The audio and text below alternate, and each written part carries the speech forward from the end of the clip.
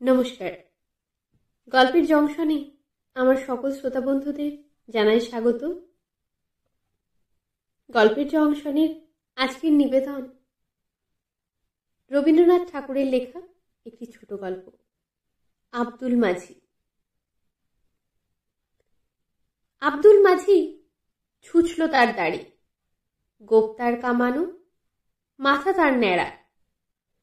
তাকে চিনি, সে দাদাকে এনে দিত পদ্মা থেকে ইলিশ মাছ আর কচ্ছপের ডিম। সে আমার কাছে গল্প করেছিল একদিন চৈত্র মাসের শেষে ডিঙিতে মাছ ধরতে গিয়েছে। হঠাৎ এলো কালবৈশাখী, ভীষণ তুফান, নৌকা ডোবে ডোবে। আব্দুল দাঁতে রশি কামড়ে ধরে ঝাঁপিয়ে পড়ে জলে, সাঁতরে উঠল চড়ে। কাছি ধরে টেনে তুলল তার ডিঙি। গল্পটা এত শিগগির শেষ হলো, আমার পছন্দ হলো না। আমি বললুম, নৌকাটা ডুবলো না, অমনি বেঁচে গেল? এই তো গপ্পই নয়। বারবার বলতে লাগলো, তারপর? সে বললে, তারপর সে এক কাণ্ড। দেখি এক নেকড়ে বাঘ, ইয়া তার গোপ জোড়া। ঝড়ের সময় সে উঠেছিল ওপারে গঞ্জের ঘাটের পাকুড় গাছে। দমকা হাওয়া যেমনি লাগলো, গাছ ভেঙে পড়ল পদ্মায়। বাঘ ভেসে যায় জলের তোড়ে। খাবি খেতে খেতে উঠল এসে চড়ে। তাকে দেখি আমার রশিতে লাগালুম ফাঁস। জানোয়ারটা এত বড় চোখ পাকিয়ে দাঁড়ালো আমার সামনে। সাঁতার কেটে তার জমে উঠেছে খিদে। আমাকে দেখে তার লাল টকটকে জিভ দিয়ে নাল ঝরতে লাগলো।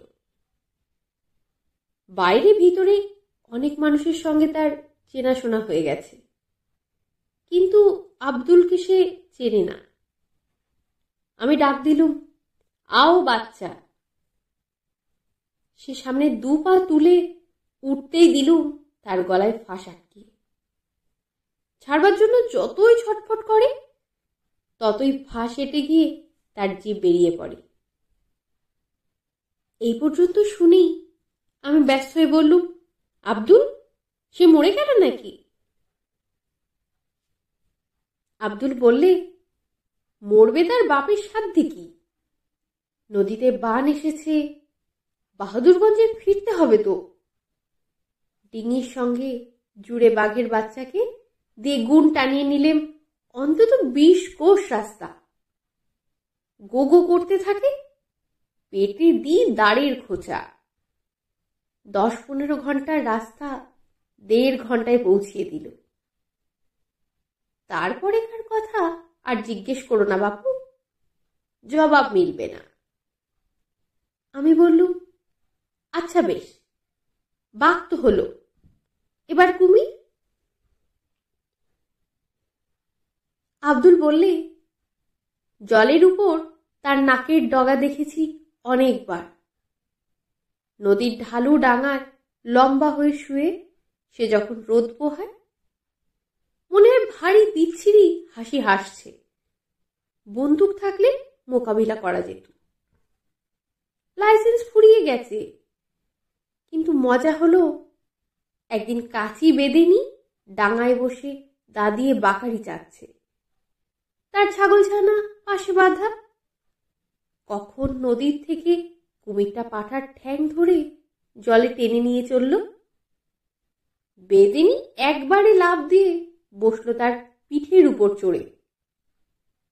দা দিয়ে ওই দানো গিরগিটির গলায় পোচের উপর পোচ লাগাল।